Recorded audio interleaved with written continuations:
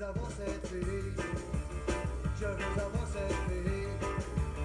Je veux avoir cette fille. Ah oui, je veux avoir cette fille. Moi, je suis une personne de Saint-Jérôme. J'ai demeuré à Saint-Jérôme à peu près jusqu'à l'âge de 30 ans. Je restais dans le quartier Saint-Lucien, sur la rue Saint-Hubert. Principalement à Saint-Jérôme, je me suis occupé j'ai fait beaucoup de sports, hockey, baseball, volleyball, pas volleyball, balle molle, ballon-ballet. Je me suis occupé pas mal de ça, même comme instructeur également pour des clubs d'adultes. Le hockey à Saint-Jérôme, ça a toujours été une passion dans les années 70-80, moi on peut dire. Fait que j'étais pas mal impliqué sur ce côté-là. Ensuite, j'ai déménagé à Montréal. Là, j'ai été dans le domaine un peu des ressources humaines. Et là, la retraite s'en vient, là, 65 la semaine prochaine. Fait que là, mon père me dit, Pierre, t'es rendu vieux. Et puis vous êtes allé à l'école Saint-Jean-Baptiste. Saint-Jean-Baptiste, Saint-Lucien, j'ai fait Monseigneur Frenette. Et j'ai été 2 ans à Sainte-Rose pour formation en administration et comptabilité. Dans la fin des années 70, j'essayais de me trouver de l'emploi, puis j'étais pas capable, j'avais de la difficulté.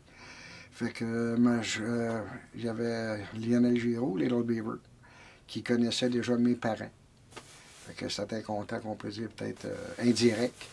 Fait que j'ai dit, bon, on va peut-être essayer ça, là, la lutte. Ça va peut-être me donner une source de revenus. Ça va me tenir en forme parce que veux pas, il faut être en forme. Fait que je l'avais approché, on avait discuté. Fait que là, j'avais commencé avec lui. Je me suis entraîné avec lui au Loisir Saint-Jean-Baptiste à Montréal. Ensuite, j'ai commencé à travailler à l'occasion avec l'Agence de Montréal. Que dans ce temps-là, les bureaux ils étaient à l'Aréna Paul Sauvé, qui est détruit présentement. Ensuite, ça s'est enchaîné avec, il y a eu l'agence à Toronto aussi.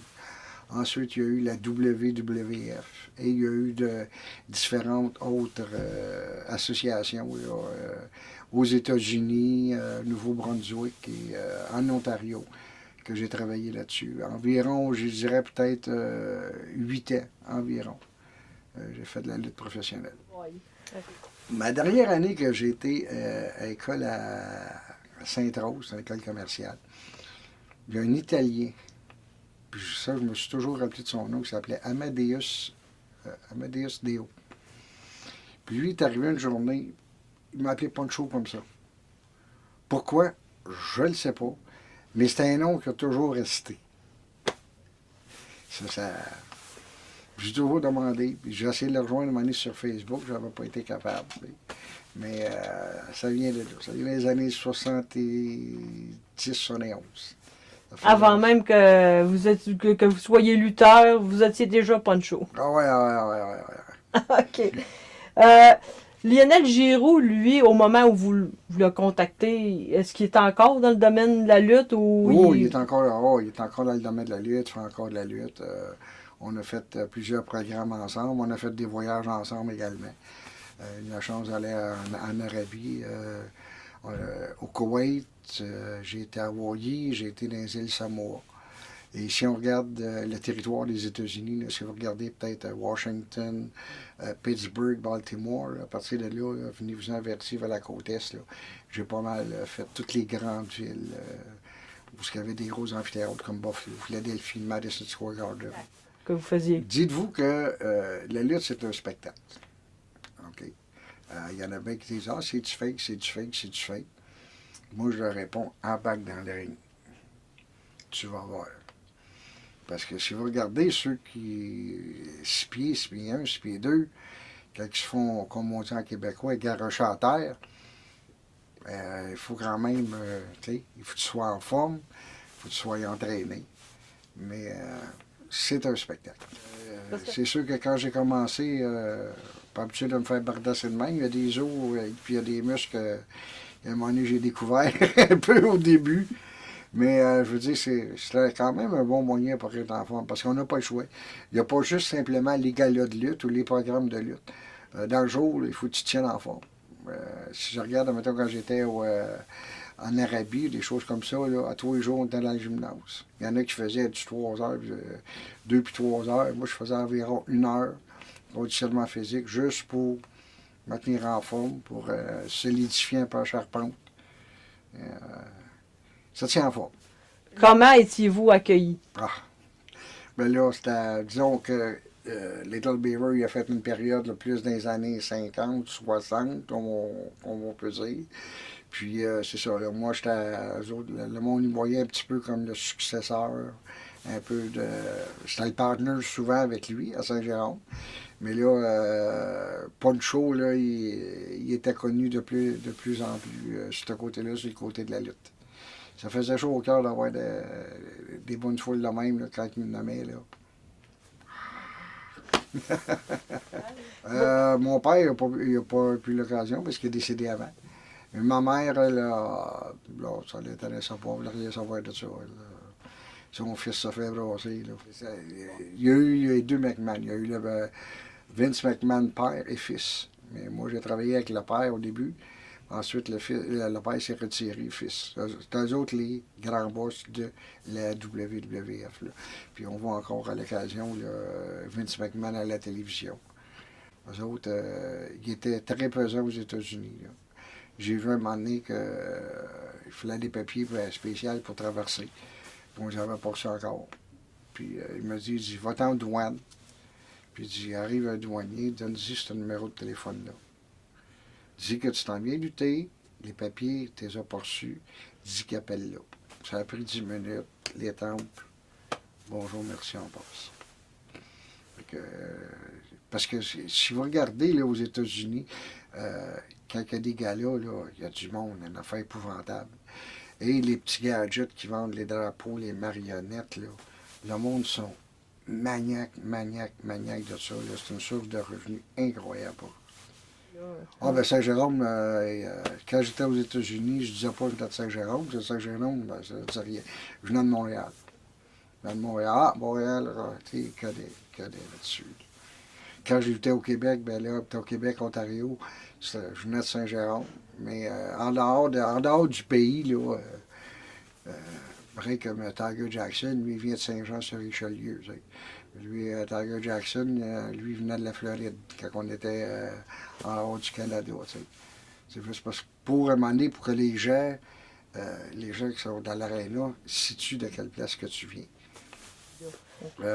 Moi, j'ai eu la chance d'aller en Arabie Saoudite, également au Koweït. J'ai fait Hawaï, les États-Unis. Ça, c'est complètement en dehors du pays. En Arabie, le monde est fanatique, je dirais même malade. Ça n'a pas de bon sens. Puis c'est ça, les gens, à un moment donné, on dirait qu'ils viennent à la lutte. En même temps, si vous regardez dans les estrades, là, des fois, vous allez voir des gens qui bougent plus que les lutteurs. Ça, c'est sûr et certain. Faites le tour avec une caméra, là, vous allez en voir plusieurs. Ils vont plus bouger que les lutteurs. Tu sais, c'est un moment de défoulement sacré. Puis, une anecdote qui est assez comique, je suis au Madison Square Garden. Puis, moi, je fais un combat simple, 1 contre Haiti Kid. Lui, il vient de Brooklyn. Puis, à un certain moment donné, beding, je le tapoche pas mal. Là, le combat fini. Là, à un moment donné, on avait toujours des gardes de sécurité pour nous emmener à la chambre pour se changer tout. Je me suis fait assommer par une sacoche de femme. Elle n'a pas aimé pantoute que... La seule affaire que je me rappelle, à un moment donné, là, j'étais dans la chambre, là. Fait que les gars, il y avait un médecin, il dit, t'es-tu correct, Il est arrivé quoi? Puis c'était un des gardes du corps qui était là. Il dit, c'est une femme, une noire, elle criait après toi parce que tu avais brassé à étiquette. Elle dit, elle s'était lancée avec ta sacoche. Elle dit, tu l'as pas vu venir? J'ai dit, pantoute. Une autre petite anecdote à Québec, au Colisée de Québec. Je pense que tout le monde se rappelle le fameux match du vendredi soir, du vendredi saint, c'est-à-dire. Fait que, entre ça, on s'en va à Québec, puis moi et mon partenaire, on est sur le côté des mauvais. Fait qu'on s'appelle pendant la semaine. J'ai dit, on arrive là, sur les lignes, avec un chandail du Canadien. À Québec, 3 jours après qu'il y a eu le vendredi saint. Fait que j'ai à Jean mon chum, j'ai dit, on laisse notre chandail du Canadien dans le sac, on attend dernière minute, on le met et on y va. Fait que là, à un moment donné, quand on sort nos chandails, les autres, hey, vous êtes malades, vous allez vous faire décapiter, c'est une honte, ça n'a pas d'allure. On retombe là. Il y a quand même pas mal de partisans du Canadien à Québec, mais la plupart, là, à un moment donné, on a la reine, puis là, il y avait comme les barrières qui mettent toujours. Là, il y avait un gars assez corpulent, avec un chandail des Nordiques. Puis là, il criait après moi, puis il criait, puis il criait. Puis là, je commence à le provoquer. Là, à un moment donné, j'ai dit, traverse la clôture, moi, te le déchirer, ton chandail sur le dos. Là, le gars, il est craqué, là. Là, à un moment donné, il saute par-dessus la clôture. Là, les polices le ramènent. Mais moi, il s'est passé. Je descends en bas du ring, je m'en vais à peu près à 6 pieds du gars. Je dis, ah ouais, viens-t'en, viens-t'en. Mais moi, ce que je sais pas, c'est que RDS, ils ont filmé ça. Mais là, le lendemain, il y a un paquet de téléphones. Hey, t'as passé à RDS. Comment ça, passé à RDS? Il dit, le gars-là de lutte, il dit, t'as voulu te battre avec un gars. Mais il dit, je suis un bon voyage. Mais le gars, là, fanatique, le mordu, lui, là, il y en avait. Il y en avait, là, si, mettons, t'avais un bon, là, qui se faisait brosser pas mal, là. Ah, là, bon, ça pitchait des bouteilles, puis il y en a, ouais. C'est pour ça qu'à un moment donné, dans des gros galas de lutte, là, t'avais toujours des policiers, toujours, plus des agents de sécurité, là, pour calmer le monde ou même dans ça. Puis c'était le fun, pareil. On avait du fun. Il y a eu Hulk Hogan, que j'ai eu l'occasion de côtoyer une couple de fois. Il y a eu David Schultz aussi. Les deux, c'était avec la WWF. Rocky Johnson, qui se trouve le père de celui qu'on appelle The Rock aujourd'hui. Ça, c'est. Il y a les frères Samoa également. Ça, c'est des personnes avec qui là, j'avais une très bonne relation pour s'amuser beaucoup. OK. C'est qu'on avait la chance de voyager. Puis, exemple, là, quand j'ai été au Koweït, on était là 1 mois et demi. J'ai eu l'occasion de voir beaucoup de pays, beaucoup de choses, des mosquées, des compagnies, mettons, eux autres, des compagnies à l'ancienne, les anciens possédés. On avait la chance d'avoir, on avait un autobus, puis là, il y avait des guides avec nous autres. Puis on avait la chance de tout voir l'arrière-pays, comme on peut dire. Tu sais, pareil comme envoyé, vous allez regarder, on voit tous les hôtels sur le bord de la mer, c'est bien beau, mais en arrière de ça, là, c'est quoi? On était emmené dans une certaine place que c'était juste des huttes, là. Des huttes, pas de mur, rien, là. Un toit, tout, puis tu voyais le chien puis le chat qui se promenait dans la maison. C'est la vraie vie, en réalité, là. Pas la façade. Ça, j'ai trouvé ça super intéressant. Super intéressant. Le dernier soir on était au Koweït, on était reçus par le prince de Koweït. Son père, c'est le roi. Et dans la soirée, moi, je vais aller aux toilettes. Fait que je demande à un des serviteurs que là, il me fait signe là. Je peux dire que je peux presque mettre dans mon CV. Je suis une des rares personnes qui a fait pipi dans une toilette en or véritable. Ça, là, ouf, faut le faire. Ça a été réellement impressionnant. Puis le reste de la maison aussi, là, j'imagine. Ah ouais, c'était un château, un palais, là. Mais moi, ce que j'ai qui m'a impressionné aussi ce soir-là, c'est le prince. Il est comme nous, là. À un moment donné, on était assis, il s'assoyait à terre, il choisait avec nous autres et tout, là, réellement simple. Pour une personne de son rang, comme on peut dire, là, était simple, pareil comme on se parle présentement. Ça m'a réellement impressionné, ce côté-là. Bien quand même. En Arabie Saoudite, on arrive là. Puis les personnes, quand tu es en Arabie, ça prend une personne responsable, puis c'était toutes des chics. Il y a eux autres qui avaient les moyens de cautionner s'il y avait quelque chose. Ça. Et on arrive à l'aéroport, là, On est tous dans une grande salle. Fait que la personne, il dit, on prend tous vos passeports, tout. On prend les passeports. Là, il y a le chef de la police, il nous indique les choses à faire. Puis le chef nous avait expliqué différentes choses également. Qu'est-ce qu'on peut faire, qu'est-ce qu'on peut pas faire. Fait que là, on vient pour sortir. Il dit, le gars de la police, il dit, je vous conseillerais de vous tenir par la main pour sortir. Là, une couple se regarde, des gars de 6 pieds 2, 6 pieds 3, 250. Et, voyons donc. Ils ont ouvert les portes pour aller dehors. Il y avait à peu près 5000 personnes qui nous attendaient. Puis là, quand ils ont vu que l'État s'en venait, eux autres, ils ont poussé. Là, il y avait l'armée qui était là, il y avait la police, ils essayaient de pousser le monde. Pas capable. Là, à un moment donné, ils ont sorti comme un genre de matraque avec un fouet au bout. Puis là, il y en avait 4-5 en avant, là. Floc, pour tasser le monde, sans ça, on n'aurait jamais sorti. Ça, à un moment donné, on regardait ça, puis... Fait que là, la question, tenez-vous par la main, on a compris pourquoi. Ça, là, ça a été effet marquant. Je suis un des cofondateurs de l'Association québécoise des personnes de petite taille. Ça fait 40 ans que l'association existe. Nous, c'est ça. Ça aide à promouvoir, premièrement, les personnes de petite taille. Les aider, surtout les parents, à la naissance. Parce qu'un parent qui, du jour au lendemain, il dit « Oups, il y a un bébé qui arrive, c'est un enfant de petite taille, il fait quoi avec ça, là? » Il faut-tu des piqûres? On a eu tous des scénarios là, inimaginables, les questions qu'on avait des gens. Fait que là, on les dirige à la naissance, on les suit à l'école et on les suit au travail également. Pour qu'il y ait des adaptations, les aider à avoir des adaptations à l'école, des adaptations au travail. Fait que nous, principalement, c'est ça notre but. Promouvoir l'ananisme également. Couper les préjugés. Parce que tu vas faire une application, là, c'est bien beau. Moi, ça m'est arrivé aussi également. Tu as la compétence, tu as tout. On va vous rappeler. Là, à un moment donné, tu attends un mois plus tard que quelqu'un que tu connais, il a eu la job. Mais la personne que tu connais a moins de qualification que toi.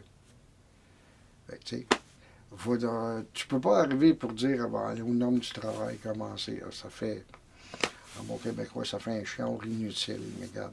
Tu comprends que... Oui, c'est ça. J'ai mon père et ma mère, c'est de petite taille. Également, j'ai un fils de 29 ans qui est de petite taille. Lui, il bouge, fait son chemin, il fonce. Il fonce de ce côté-là. Non, à l'école, ça... Je peux dire quand même, ça a été bien. Il y en avait toujours quelqu'un qui essayait de te brosser un peu, mais j'avais toujours des bodyguards, comme on peut dire, là, qui prenaient ma défense un peu. Là, je peux dire, à l'école, quand même, ça a été bien. Là, si on regarde l'école, on regarde peut-être primaire, début secondaire, mais à un moment donné, après ça, là, les jeunes, il n'en fait plus de quoi. Regarde, il est là, il est là. Je me rappelle à Saint-Jérôme, des Noirs, quand j'étais au primaire ou secondaire, à Saint-Jérôme, il y en avait 2 Noirs. Il y avait Georges Thurston, boule noir, puis il y en avait un autre qui s'appelait Stéphane Demers. C'était les seuls Noirs qu'il y avait dans tout Saint-Jérôme. Puis regarde, ils ont fait leur chemin les deux. Oui, parce que disons que plus jeune, j'ai toujours aimé, j'ai commencé avec chanter. Fait que là, j'ai toujours aimé ça. Là, à un moment donné, j'ai commencé à faire du spectacle avec un orchestre chanteur. Même fait dans le temps que j'existais dans le canal Saint-Paul. Fait que là, encore. Puis là, ben, toujours performance, puis tu sais, quelque chose qui bouge. Fait que là, à un moment donné, comme je dis, la lutte à l'enchaîner, performance, le spectacle. J'aime ça me voir, dans le sens, là. C'est fait là, au fond, à un moment donné, vous jouez le dur des deux. Mais quelque chose qui bouge. T'es assis sur un bureau, là, à l'âge d'une vingtaine d'années, je me voyais pas, moi, assis dans un bureau journée longue. Tu dis que, dans les années 80, j'avais à peu près 30 ans, tu arrives là, tu dis, oups, la Canadienne de Montréal joue ici. Et on a fait Boston, on a fait Philadelphie, on a fait Buffalo, on a fait Washington, toutes les places où les Canadiens jouent, tu dis, wow, les Canadiens jouent ici. Tu sais, C'est spécial. C'est quelque chose. En Arabie puis à Hawaii, là, ça dort. 60 000 personnes, c'est du monde. Il y a plusieurs années, oh boy, là au Ratunois, j'avais peut-être 9 ans, 10 ans. Je me souviens de ça. Il y avait une promotion avec la compagnie Esso qui s'appelait Mettez du stick dans votre moteur. Je ne sais pas si ça vous dit quelque chose. Moi, ce que je demeurais à Saint-Chien, je demeurais en face de l'église. À côté, il y avait un garage Esso. Puis le monsieur, il voulait que j'aille là. Il me déguisait en gars de safari. Là, j'avais un kiosque avec des gros toutous, c'était des tigres. Puis j'avais un fusil avec des queues de tigre avec un élastique, tu vas mettre à part ton antenne. Lui, il voulait que je travaille là-dedans. Il me payait tout. Puis toute l'équipe. Puis là, j'ai commencé à aimer ça, avoir le contact avec le public. Tu sais, à un moment donné, c'était pas toujours les mêmes personnes. Puis jaser, échanger avec eux autres. Fait que là, à un moment donné, ça commençait là-dessus. Puis là, ben là, j'ai commencé, j'étais jeune, là, je chantais de même, c'était là. Puis là, à un moment donné, dans des parties, ah, Pierre, oui, donc, viens nous chanter, une couple de tunes, tu sais. Fait que là, ça, tout, disons, là, a déboulé tranquillement, là. Puis, Chantez-moi encore.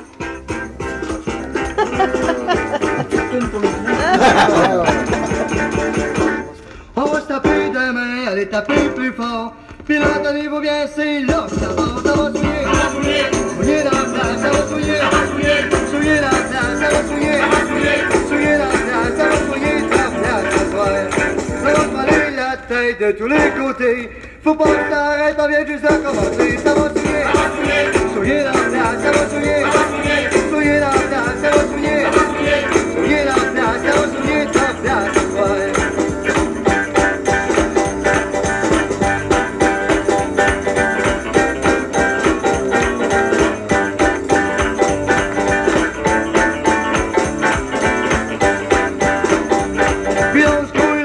Ça va tenir en forme. Puis là, on se démange, vous allez voir que les fans, ça va souiller. Souiller dans la place, ça va souiller. Souiller dans la place, ça va souiller. Souiller dans la place, ça va souiller dans la place, ça va. Ça va aller les pieds, on se garoche partout. On est soufflé, j'aime ce qu'on